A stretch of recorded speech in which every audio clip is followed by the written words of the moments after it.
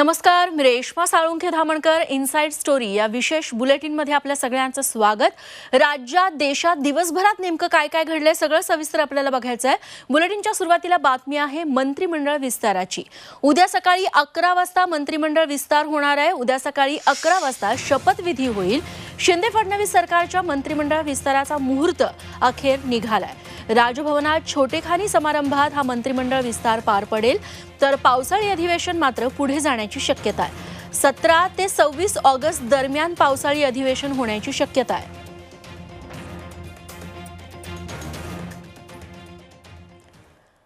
दरम्यान शिंदे गटाच्या मंत्र्यांची संभाव्य यादीच झी24 तासच्या हाती आली आहे. पहिल्या टप्प्यामध्ये शिंदे गटातील 10 जणांना मंत्रिपदाची शपथ दिली जाण्याची शक्यता आहे. उद्या एकनाथ शिंदे सकाळी सह्याद्री अतिथीगृहात बैठक घेणार आहेत. या बैठकीतच मंत्रिपदाच्या नावावरती शिक्कामोर्तब होईल असं मुख्यमंत्र्यांनी स्वतः सांगितलंय. मुख्यमंत्री आज नांदेडच्या दौऱ्यावरती होते तेव्हा ते बोलत होते. नाव फायनल झाले नाही. आज रात्री उद्यापर्यंत नाव फायनल. बाबा तुम्हाला सगळं उद्या कळेल. तेव्हा शिंदे गटातल्या कोणत्या 10 नेत्यांची नावं मंत्रिपदासाठी सध्या चर्चेत आहेत त्यावरती एक सविस्तर नजर टाकूया. संभाव्य मंत्र्यांची नावं आपण बघतोय. यात आहेत शिंदे गटाचे प्रवक्ते दीपक केसरकर, दादा भुसे, उदय सामंत, सोबतच अब्दुल सत्तार, गुलाबराव पाटील, संदीपान भुमरे हे देखील मंत्रिमंडळात उद्या शपथ घेऊ शकतात. शंभूराज देसाई, संजय शिरसाट यांची नावंही चर्चेत आहेत. सोबतच तानाजी सावंत आणि बच्चू कडू यांची देखील उद्या मंत्रिमंडळात वर्णी लागू शकते.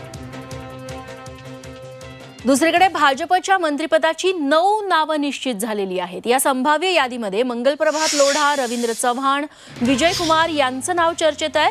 सोबतच राधाकृष्ण विखे पाटील, सुधीर मुनगंटीवार, चंद्रकांत पाटील, गिरीश महाजन आणि सुरेश खाडे, अतुल सावे यांची नावंही निश्चित मानण्यात येत आहेत.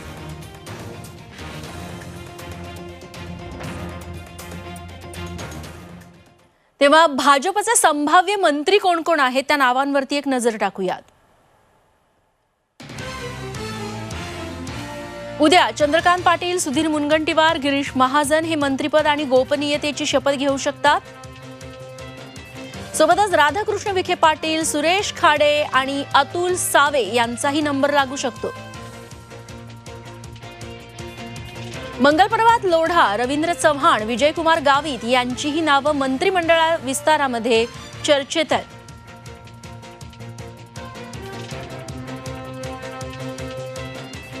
भाजप प्रदेशाध्यक्ष चंद्रकांत पाटील यांना मंत्रिमंडळात स्थान दिलं जाण्याची शक्यता आहे. त्यामुळे एक व्यक्ती एक पद या धोरणानुसार पाटलांकडचं भाजप प्रदेशाध्यक्ष पद आहे ते आशिष शेलार यांच्याकडे जाऊ शकतं. त्यांची भाजप प्रदेशाध्यक्षपदी वर्णी लागू शकते अशी माहिती सूत्रांनी दिली आहे. त्यामुळे शेलार यांचं मंत्रिपदाच्या शर्यतीतून नाव मागे पडल्याचं दिसतंय.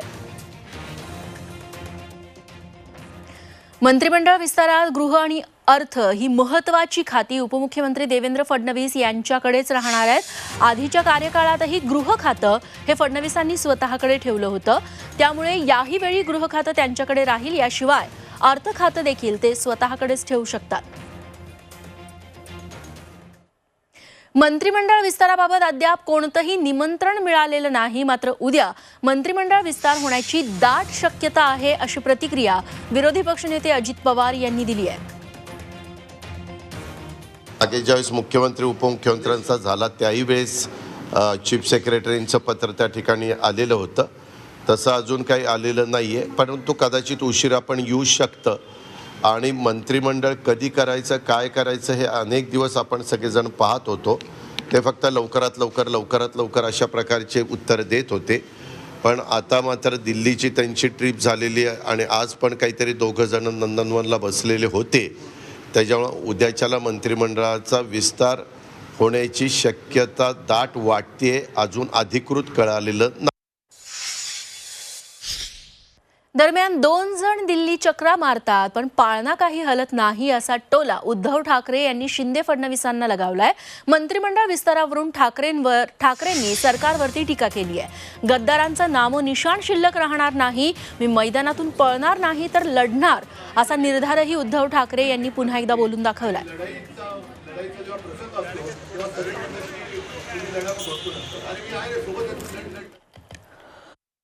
जर हिंमत असेल तर निवडणुका घ्या ना. अजूनही 41 दिवस झालेले 2 जण दिल्लीत चक्रा मारतायत पण पाळणा काही हलत नाही. अरे असं काही संबंध लावू नका. मी आता बातमी आलेली की उद्या कदाचित विस्तार होणार. आता विस्तार झाल्यानंतर सुद्धा काय दिवे लागणार आहे ते त्यांचं त्यांना लक्ष लावू. मी मात्र तुमच्या सगळ्यांच्या विश्वासाने आणि भरोश्यावरती मैदानात उतरलेलो आहेच. मी मैदान सोडून पडणाऱ्यांना नाही. शिवसेना पक्ष आणि चिन्ह यावरती सुनावणी घेण्यास ठाकरे गटानं केंद्रीय निवडणूक आयोगाकडे आता 4 आठवड्यांची मुदत मागितली आहे. उद्धव ठाकरे गटानं कागदपत्र आणि पुरावे सादर करण्यासाठी वेळ मागितलाय. तसंच सुप्रीम कोर्टाचा निकाल येईपर्यंत आयोगानं निर्णय घेऊ नये अशी विनंती ठाकरे गटानं केलेली आहे. पक्ष मोठा असल्यानं कागदपत्र आणि पुरावे गोळा करायला वेळ हवा असल्याची विनंती ठाकरे गटाकडून करण्यात आली आहे.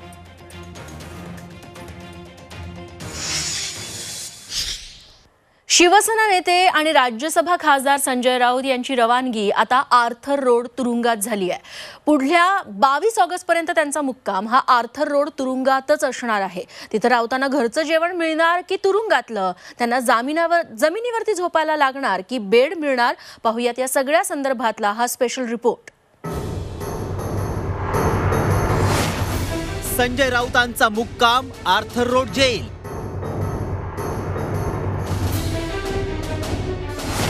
हवेशीर खोलीऐवजी राऊतांना जेलची हवा.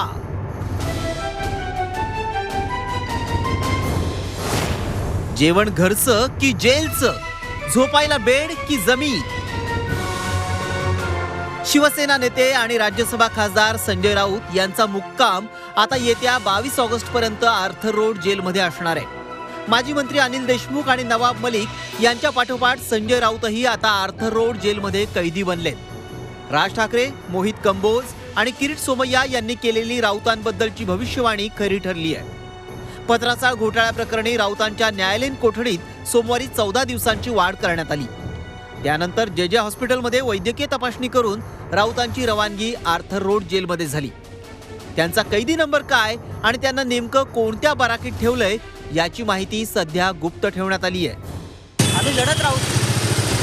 महाराष्ट्र आहे, शिवसेना आहे, बाळासाहेब ठाकरेंचे आशीर्वाद आहेत.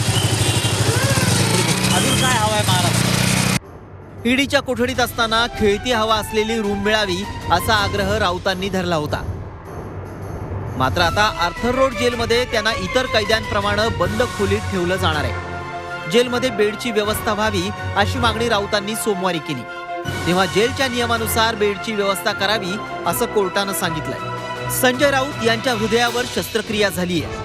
त्यामुळे जेल कोठडीत त्यांना घरचं जेवण आणि औषधं देण्यास कोर्टानं परवानगी दिली आहे. त्यांना सुविधा ज्या लागतात, एक तर त्यांना पहिलं म्हणजे तुम्हाला माहिती आहे सगळ्यांना की संजय राऊत साहेबांना 6 स्टेन टाकलेले आहेत. या 6 स्टेन म्हणजे मेडिकली त्यांना सगळ्या सुविधा दिलेल्या आहेत. त्यांना होम फूड देण्याची परमिशन दिलेलं आहे. त्यांना जे काय मदत ज्या प्रकारे करता येईल कोर्टाने दिलेलं आहे. बाकी त्यांना काही सुविधा दिलेली नाही. संजय राऊत कधी काळी क्राईम रिपोर्टर होते. ज्या जेलमध्ये कसाब, अबू सालेम, संजय दत्त, आर्यन खान यांना ठेवलं होतं, ज्या ठिकाणी अनिल देशमुख आणि नवाब मलिक तुरुंगवास भोगतायत, तिथंच आता संजय राऊतांचाही मुक्काम असणार आहे. प्रशांत अंकुशरावचा ब्युरो रिपोर्ट, झी 24 तास. यानंतर बघूयात पुढची बातमी. विधान परिषदेचे विरोधी पक्षनेते पदासाठी शिवसेनेच्या वतीनं अंबादास दानवे यांचं नाव देण्यात आलंय. शिवसेनेनं त्यांच्या नावाचं पत्र उपसभापती नीलम गोऱ्हे यांना दिलंय. अनिल परब हे शिवसेनेचे वरिष्ठ नेते आहेत. मात्र सध्या ते ईडीच्या कचाट्यात सापडल्यानं त्यांच्याऐवजी विरोधी पक्ष नेतेपदासाठी अंबादास दानवेंची वर्णी लागली आहे. उद्धव ठाकरेंचं ते पत्र झी 24 तासच्या हाती आलंय.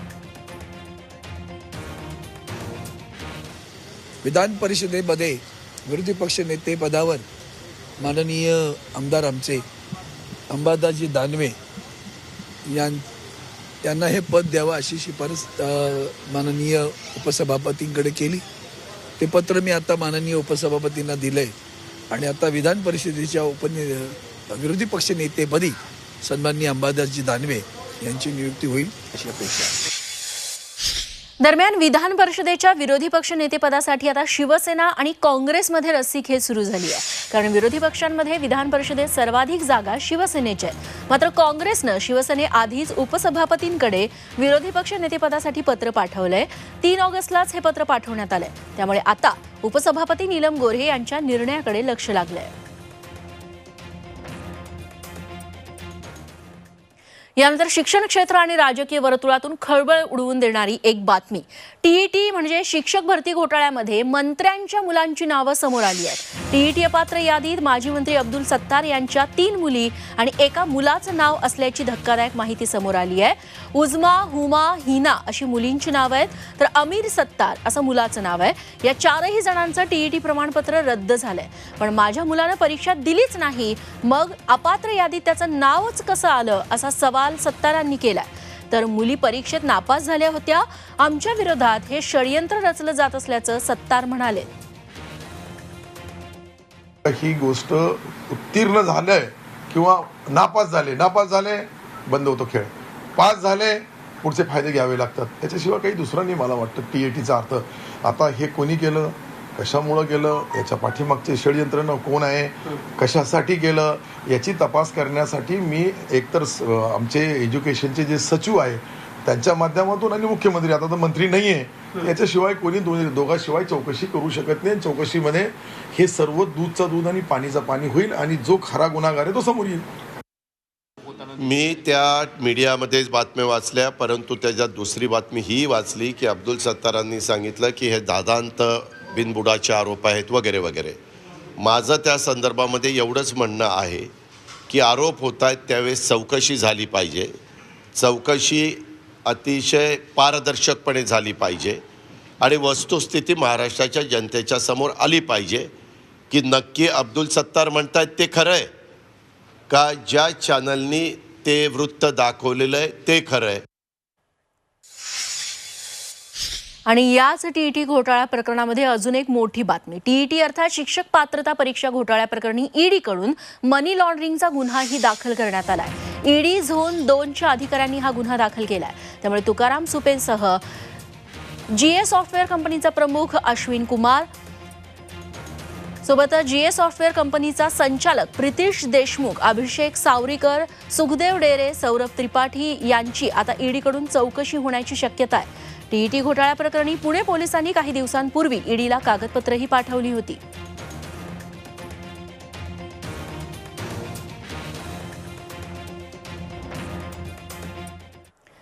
या टीईटी घोटाळ्याचा पर्दाफाश केल्यानंतर झी 24 तास इन्व्हेस्टिगेशनमधून शिक्षण क्षेत्रातला आणखी एक घोटाळा उघड झालाय.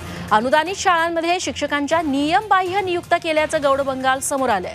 राज्यात तब्बल 4011 शिक्षकांची नियम डावलून भरती करण्यात आल्याचं झी 24 तासच्या इन्व्हेस्टिगेशनमध्ये समोर आलंय. 2012 नंतर या नियमबाह्य पद्धतीनं नियुक्त्या करण्यात आल्या. हा शिक्षक भरती घोटाळा नेमका कसा झाला आपण बघूया. अनुदानित शाळांमध्ये 4011 शिक्षकांच्या नियमबाह्य पद्धतीने नियुक्त्या करण्यात आल्या. 2012 सालानंतर नियम डावलून शिक्षकांची भरती करण्यात आल्याचं उघड झालंय. प्राथमिक, माध्यमिक आणि उच्च माध्यमिक शाळांमधील शिक्षकांचा यात समावेश आहे.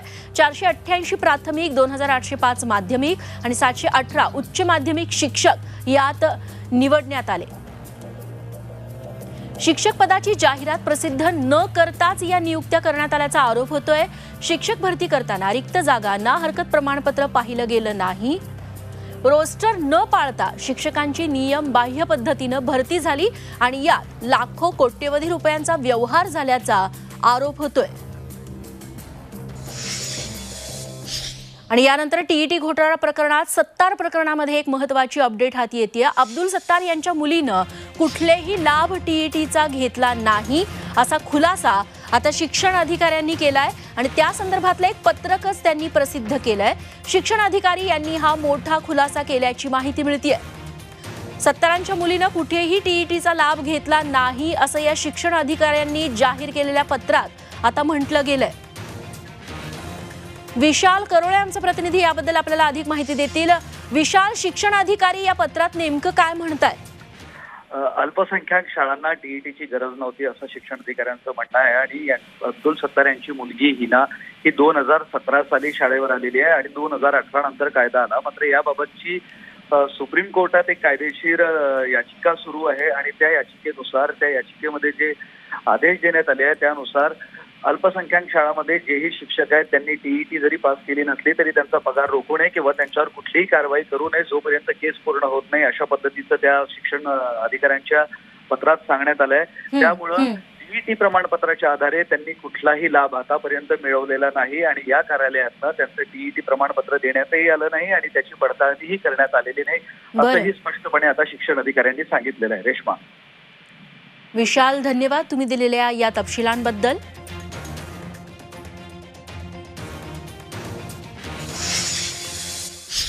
यानंतरची बातमी आहे पंढरपुरातून. क्रिकेट खेळताना एका तरुणाचा मृत्यू झाल्याची धक्कादायक घटना घडली आहे. नेमकं काय घडलं जाणून घेऊयात या रिपोर्टमधून.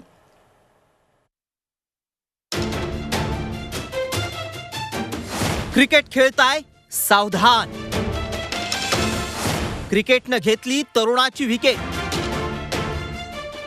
गुप्तांगावर बॉल आदळला आणि जीवानं गेला. हाच तो दुर्दैवी तरुण विक्रम गणेश क्षीरसागर, पंढरपूरच्या नेपद गावचा हौशी क्रिकेटपटू. तावशी गावात मान नदीच्या पात्रात क्रिकेट स्पर्धा भरवण्यात आली होती. त्यावेळी विक्रम क्षीरसागरच्या गुप्तांगाला क्रिकेटच्या बॉलचा जोरात मार लागला. हा मार इतका जबरदस्त होता की तो जागीच कोसळला. मित्रांनी त्याला तातडीनं पंढरपूरच्या खासगी रुग्णालयात उपचारासाठी दाखल केलं. मात्र चेंडूचा फटका एवढ्या जोरात बसला होता की विक्रमचा मृत्यू झाला. गुप्तांगाच्या ठिकाणी असलेल्या नसांचा मेंदू आणि हृदयाशी संबंध असतो. या नसांना फटका बसला तर हृदयाचे ठोके कमी होतात. रुग्ण अत्यवस्थ होऊन त्याचा जीव जाऊ शकतो. त्यामुळे असा प्रसंग घडल्यास रुग्णाला खाली झोपून त्याचे दोन्ही पाय वर करावेत. त्यामुळे चक्कर थांबवून त्याला बरं वाटू शकतं. संबंधित व्यक्तीला तातडीनं रुग्णालयात दाखल करावं असा सल्ला डॉक्टर देतात. त्याचे जे पाय असतात ते पाय त्याच्या हृदयाच्या वरच्या लेवलवर शिफ्ट करणे. त्याच्याने काय होणार, जो आपल्या पायांमधला जो रक्त पुरवठा आहे तो रक्त सगळं हृदय आणि मेंदूपर्यंत जातं. हृदयापर्यंत जातं, त्याची गती वाढते. हृदयाची गती वाढल्यानंतर मेंदूला पण रक्तपुरवठा जसे ते होतो. केवळ क्रिकेटच नव्हे तर कोणताही खेळ खेळताना गुप्तांगाला मार बसू शकतो. हा मार जीवघेणा देखील ठरू शकतो. दुर्दैवानं भर मैदानात असं काही घडलं तर नेमकं काय करावं याचं साधं प्रशिक्षण प्रत्येक खेळाडूला द्यायला हवं. सचिन कसबे, झी24 तास, पंढरपूर. एक महत्त्वाची बातमी मुंबईच्या राजकारणातून.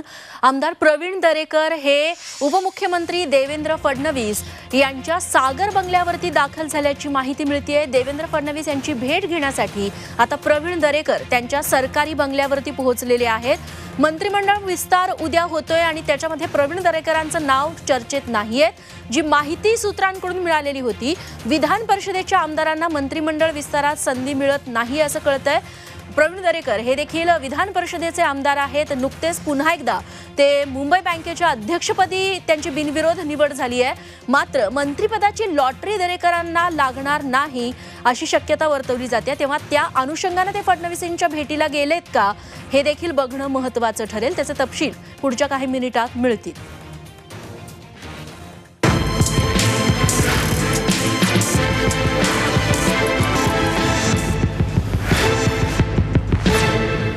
छत्रपतींचा विचार म्हणजे